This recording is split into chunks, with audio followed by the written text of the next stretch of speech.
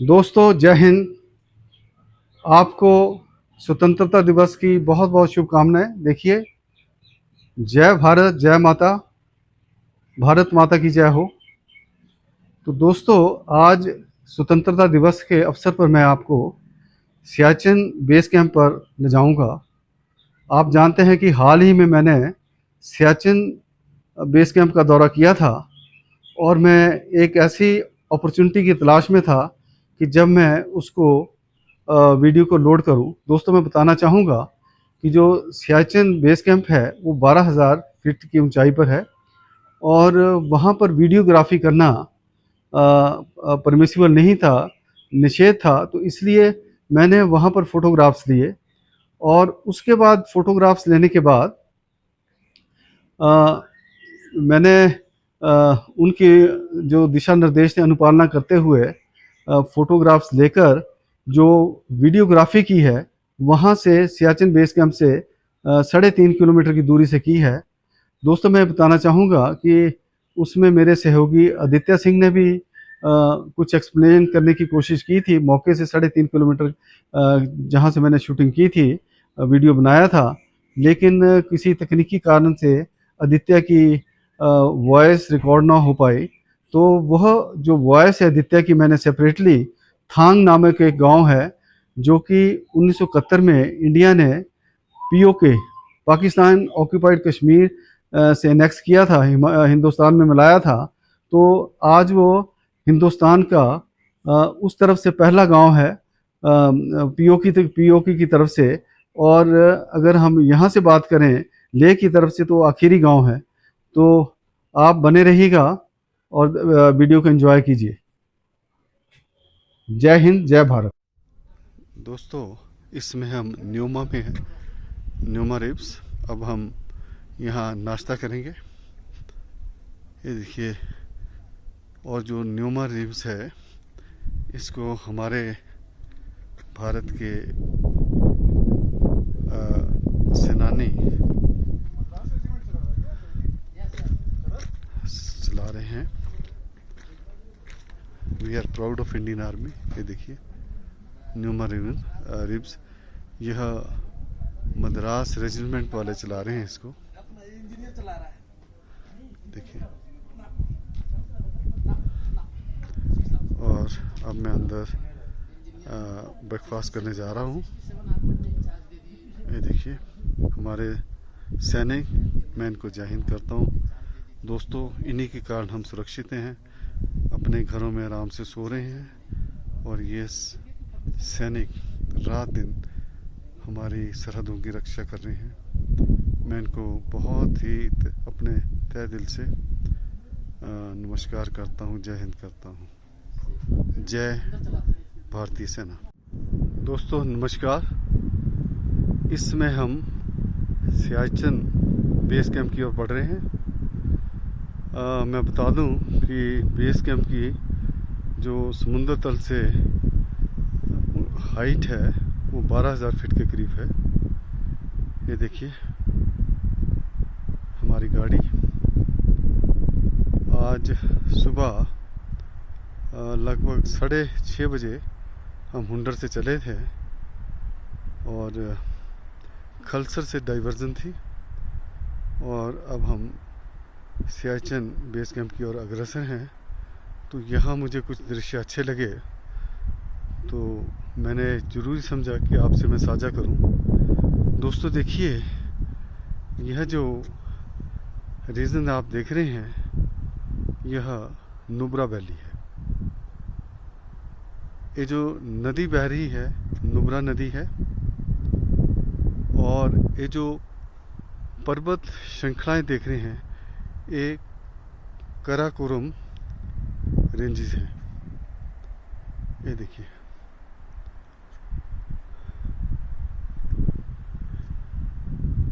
ये देखिए कितनी ऊंची। और यह जो काराकोरम रेंजेस हैं इसकी जो सबसे हाईएस्ट पीक है K2, आपने सुना होगा।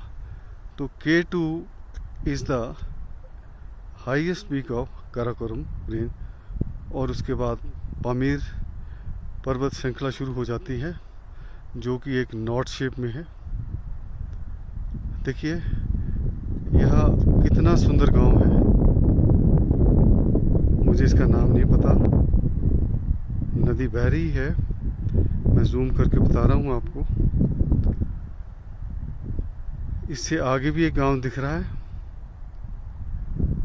और वो देखिए जो एक पीक दिख रही है जिस पर बर्फ़ पड़ी है। मेरे अनुसार जहाँ मैं खड़ा हूँ वहाँ से सबसे ऊंची पीक मुझे नज़र आ रही है। ये देखिए यहाँ भी कोई एक पीक है, ये भी है। और वो जो पीक है वो ऐसा लग रहा है कि जैसे मानसरोवर से कैलाश पर्वत दिखता है, वैसा लग रहा है जैसे कि शिवलिंग बना हुआ है। मौसम आज बादल भी है और धूप भी निकली हुई है, मिक्स सा है। और ये देखिए पर्वत श्रृंखलाएं काराकोरम रेंज की। इससे पीछे जो था वो लद्दाख रेंज थी, तो जब हम इस तरफ बढ़े तो हमने लद्दाख रेंज को छोड़ दिया और काराकोरम रेंज में पहुंच गए। ये देखिए सड़कें बहुत ही अच्छी। मैं ये बताना चाहूँगा आपको कि वहाँ एक आर्मी का बैरियर था, तो उस बैरियर से हमें सुबह 9 बजे एंट्री मिली। हम वहाँ कोई 8:15। दोस्तों देखिए, आप लोगों को अच्छे से अच्छे व्यू दिखाने के लिए मुझे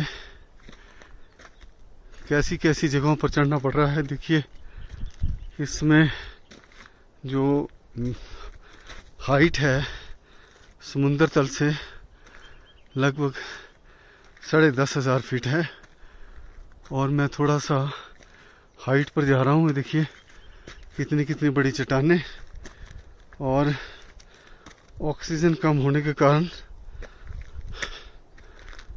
चढ़ना मुश्किल हो रहा है। लेकिन मैं चाहता हूँ कि मैं आपको उत्तम से उत्तम दृश्य दिखाऊं, जिससे कि आप भी प्रेरित हों ऐसी जगहों पर आने के लिए। ये देखिए कितनी कितनी बड़ी चट्टानों से होके मैं जा रहा हूँ। अब ये देखिए, अब मुझे थोड़ा फ्लैट पोर्शन मिला है, और अब यहाँ मैं पहुँच गया। हाँ, सांस चढ़ा है। तो दोस्तों देखिए, पहले तो ये हरियाली देखिए, कितनी हरियाली है यहाँ। ऐसा लग रहा है कि an oasis in a desert. ये देखिए मैं कितनी ऊंचाई पे गाड़ी हमारी नीचे खड़ी है, सांस चढ़ा हुआ है। और ये जो नदी है नुब्रा नदी है, नुब्रा नदी के पार भी एक गांव दिख रहा है, और बीच में एक बहुत बड़ा नाला भी दिख रहा है। ये देखिए, और ये देखिए नदी कितनी सुंदर दिख रही है यहाँ से, अति सुंदर। इतना सुंदर दृश्य मेरी आंखें देख पा रही हैं, और इन दृश्यों को देख के मेरा जो मन है गदगद हो रहा है। देखिए कितनी सुंदर वैली, और सामने आप बर्फ देख रहे हैं। ये देखिए बहुत ही विहंगम दृश्य। ये तो मैंने बता दिया था आपको, काराकोरम रेंजेस जो पर्वत श्रृंखलाएं हैं। ये देखिए कितनी ऊंची है, बर्फ भी है, और ये देखिए यहाँ बर्फ़ देख रहे हैं आप, और ये देखिए 360 डिग्री का दृश्य मैं दिखा रहा हूँ आपको। ये देखिए कितने ऊंचे पर्वत और सारी चट्टानें ही चट्टानें हैं। और मैं यहाँ जहाँ खड़ा हूँ पहुँचने में मुझे बड़ी कठिनाई हुई, लेकिन यहीं से मैं सबसे अच्छा आपको ये दृश्य दिखा सकता था। और मैं उम्मीद करता हूँ कि आपको ये दृश्य ज़रूर अच्छे लगेंगे। देखिए ये गाड़ी, देखो गाड़ी के ऊपर भी सामान लदा हुआ है।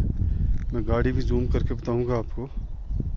ये देखिए कितनी गंदी हो गई है गाड़ी, वॉश करानी पड़ेगी।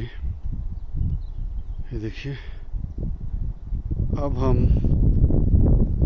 सियाचिन बेस कैंप से लगभग 25 किलोमीटर की दूरी पर हैं और रास्ता बहुत ही अच्छा है। सबसे सुखद बात यह है कि रास्ता बहुत अच्छा है और काफ़ी रफ्तार से हम आगे बढ़ रहे हैं। ट्रैफिक बिल्कुल नामात्र, ना कोई गाड़ियाँ वहाँ से आ रही हैं सियाचिन बेस कैंप की तरफ से, और ना ही यहाँ हुंडर की तरफ से आ रही हैं। तो मौसम भी बहुत अच्छा है, ठंड बिल्कुल नहीं है। अब धूप निकली है तो यहाँ धूप बहुत तेज़ होती है दोस्तों, अल्ट्रा वायलेट रेज काफ़ी होती है, तो इसलिए आपको अपने स्किन के प्रोटेक्शन के लिए सन क्रीम वगैरह लगानी पड़ती है। तो थैंक यू, आप मेरे साथ बने रहे। नमस्कार, जय हिंद, जय भारत। दोस्तों देखिए कितना सुंदर दृश्य बन रहा है। वो देखिए प्रोट्रूडेड पहाड़ बाहर निकला हुआ, वो देखिए वैली कितनी यहाँ वाइड है, चौड़ी है। वो देखिए प्रोट्रूडेड पोर्शन देखिए उसका, ऐसे लग रहा है जैसे शिवलिंग है। तो इस प्रकार के दृश्य देखने के लिए हमको दूर दराज के क्षेत्रों में जाना पड़ता है।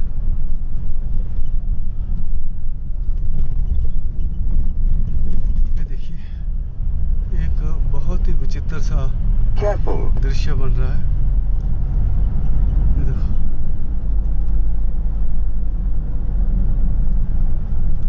मेरे पास समय की कुछ पाबंदी है, तो मैं चलती गाड़ी से वीडियो बना रहा हूँ दोस्तों। देखिए एक जो ब्लॉगर है उसका जीवन बहुत संघर्ष पूर्वक होता है। ब्लॉग लाने के लिए ऐसे ऐसे स्थानों पर जाना पड़ता है जहाँ की बहुत चुनौतियाँ होती हैं। ये देखिए, और ये चुनौतियाँ और बढ़ जाती हैं जब आप सीनियर सिटीज़न हो, और वो भी जब आपकी आयु 70+ हो। देखिए ये देखिए नदी, नुब्रा नदी, और यहाँ से देखिए कितना सुंदर व्यू बन रहा है।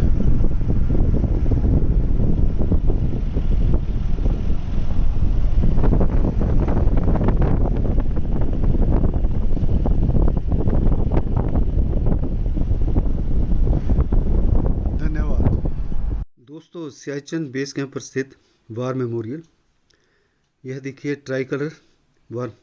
मैं सैल्यूट करता हुआ ट्राई कलर को, आदित्य सैल्यूट करता हुआ, यह देखिए मैं नमन कर रहा हूँ अपनी तरफ से। और यह गुलाब के फूल हैं जिसके नाम पर सियाचिन नाम पड़ा है। ये ओपी बाबा का मंदिर है। दोस्तों जय हिंद। आखिरकार वो दिन आ गया जिसका मुझे लगभग 12 सालों से इंतज़ार था। दोस्तों मेरी ये दिली इच्छा थी कि मैं सियाचिन बेस कैंप तो जाऊं, लेकिन पहले यहाँ जाना वर्जित था। यहाँ जो या सिविलियंस के लिए खोला गया, लगभग 3-4 साल पहले खोला था, तो उसमें तो नहीं हम जा पाए, लेकिन इस महीने आज हम मतलब यहाँ पहुँचे हैं और that was a blessing in disguise. आज हम लेकिन आज हम बेस कैंप तक गए और बेस कैंप पर हमने बड़ी विस्तृत जानकारी ली। वहाँ पर वीडियोग्राफी अलाउ नहीं थी, मैंने फ़ोटोग्राफ लिया। सबसे पहले हम शहीद स्मारक पर गए, जहाँ पर कि जिन वीर सेनानियों ने अपने प्राण की आहुति दी इस ग्लेशियर पर, सियाचिन ग्लेशियर पर, उनके नाम लिखे हैं और मैंने वहाँ पर नमन किया अपनी तरफ से और समस्त हिमाचल प्रदेश के न्यायिक अधिकारियों की तरफ से। इसके साथ साथ मैंने समस्त भारतवर्ष के जो न्यायिक अधिकारी हैं, चाहे सेवानिवृत्त हों चाहे सर्विंग हो, उनकी तरफ से उनको नमन किया। और उस नमन करने के बाद फिर मैंने दंडवत प्रणाम किया हमारे सैनिकों को, जो कि सियाचिन पर दिन रात देश की रक्षा कर रहे हैं। मैं ये बताना चाहूँगा कि ये जो ग्लेशियर है यह 75 किलोमीटर लंबा है, भारतवर्ष का सबसे लंबा ग्लेशियर है। और इसकी जो सबसे ऊंची चोटी है उसको बाना टॉप कहते हैं। 1984 में जब मेघदूत ऑपरेशन चला तो यह बाना सिंह ही था जिसने बाना टॉप पर चढ़ाई की और इस चोटी को पाकिस्तान के कब्जे से आने से बचा लिया। इसी कारण से उनका नाम, उस चोटी का नाम बाना टॉप पड़ा। और ये मैं बताना चाहूँगा कि उनको भारत का सर्वोच्च वीर पुरस्कार परमवीर चक्र मिला। शायद ये बहुत कम अवसर है जबकि एक सर्विंग सैनिक को यह अवार्ड मिला। और मैं ये भी बताना चाहूँगा कि 1980 में एक श्री ओपी यादव हुआ करते थे, तो वहाँ पेट्रोलिंग के लिए गए तो 7 दिन के बाद उनका कोई लापता हो गए, ना उनकी डेड बॉडी मिली और ना ही आज तक उनका कोई सुराग है। तो यहाँ सैनिकों का मानना है कि वह कोई भगवान का रूप थे और उनके नाम पर अब एक मंदिर बनाया गया है जिसे ओपी बाबा के मंदिर से जाना जाता है। जब भी यहाँ कोई सैनिक आता है, तैनात होता है, चाहे ऑफिसर है चाहे सैनिक है, तो सबसे पहले ओपी बाबा का आशीर्वाद लेते हैं। और जब हमारे सैनिक सियाचिन पर जाने के लिए वहाँ के बेस कैंप्स पर, दूसरे कैंप्स पर जाने, हायर कैंप्स पर जाने के लिए जाते हैं, तो वो भी उसका आशीर्वाद लेते हैं। दोस्तों, मेरे पास इतनी जानकारी थी। अब मैं अपने सहयोगी आदित्य सिंह जसवाल से निवेदन करता हूं कि वह और इसको विस्तृत करें ताकि मेरे दर्शक जान पाएँ कि सियाचिन क्या है, क्या इसका इतिहास है, क्यों इसका नाम पड़ा, ओपी बाबा कौन थे और बाना बाना सिंह थे वो कौन थे। बोल देना, छोटे वाला दबा दिया था। चलो कोई नहीं, अभी तो द्वारे पे स्टॉप हो गया, कर दिया ना स्टॉप। हाँ। 1 2 3। दोस्तों, इस समय मैं थांग विलेज में हूँ, जो कि हिंदुस्तान का आखिरी गांव है। जैसे कि किन्नौर में छितकुल सांगला की तरफ से, तो पहले पाकिस्तान ऑक्यूपाइड कश्मीर का हिस्सा था, लेकिन आज ये हमारा हिस्सा है। तो दोस्तों, मैं बताना चाहता हूँ, जब हम सियाचिन बेस कैंप कर गए थे तो मैंने डिटेल वार्तालाप के लिए, डिस्कशन के लिए आदित्य सिंह से बात करवानी थी आपकी, लेकिन किसी कारणवश तो there was some technical glitch, तो को बात नहीं हो पाई, तो मैं आज जो यह आपको बताना चाहते थे बेस कैंप से, उसको मैं कंटिन्यू करूँगा यहाँ से थांग विलेज से, और उसके साथ मैं इसको जोड़ दूँगा। तो आपने बने रहना है। आदित्य जी नमस्कार। Good morning, sir. Good morning, everyone. This is Aditya, my partner in this journey. This is a very historical journey. We have come to the last village of India, and next to it there is POK. Earlier it was part and parcel of Pakistan. I'd like to POK. interject, sir. This is PO, Pakistan occupied Gilgit-Baltistan. Pakistan. He is correcting me. So, sir, now you continue what you wanted to tell from base camp. तो कल हम लगभग इसी समय Siachen base camp में थे और उसके 24 घंटे के बाद आज हम पाकिस्तान लाइन ऑफ कंट्रोल पे हैं। कितना विधाता ने ये कहानी लिखी है। कल थोड़ा टेक्निकल ग्लिच आ गया था, तो उस कारण से जो मैंने कहा था वीडियो में वो शायद फाइल करप्ट हो गई थी। तो आज हम वापस थांग में हैं, जो एक हिंदुस्तान का पहला गांव है। थांग टू कन्याकुमारी, अब जैसे पहले कहा जाता था Kashmir to Kanyakumari is one, मैं तो आज कहना चाहूँगा कि Thang to Kanyakumari is one. Thang is the first village and the northern most point in India. In fact Siachen is the northern most point in India. तो उसके बाद जो सियाचिन की कहानी थी, तो कल अब जब हम सियाचिन ग्लेशियर पे थे, तो वहाँ के 3 सेक्शंस हैं, नदर्न, सेंट्रल और सदर्न सेक्शन। तो 3 बेसिस में डिवाइडेड है। आई लाइक टू से Siachen glacier is in Karakoram ranges, और जैसे मैंने आपको एक और वीडियो में बताया था कि Karakoram ranges outside the poles has the most glaciers in the world. सबसे ज़्यादा फ्रेश वाटर का सोर्स काराकोरम रेंजेस में है। तो इसी कारणवश जो चीन की एक गंदी निगाह है वो भारत के ऊपर हमेशा इसीलिए कारण रहती है, क्योंकि China is a water thirsty nation, उसके पास पानी नहीं है। तो इसीलिए वो चाहता है कि वो लद्दाख के ऊपर कब्जा कर ले और अरुणाचल के ऊपर कब्जा कर ले। इसी कारण से शक्सकाम वैली, जो पाकिस्तान के पास कभी हुआ करती थी 1960s के समय में, उन्होंने लगभग 5000 स्क्वायर किलोमीटर का एरिया चाइना को गिफ्ट कर दिया।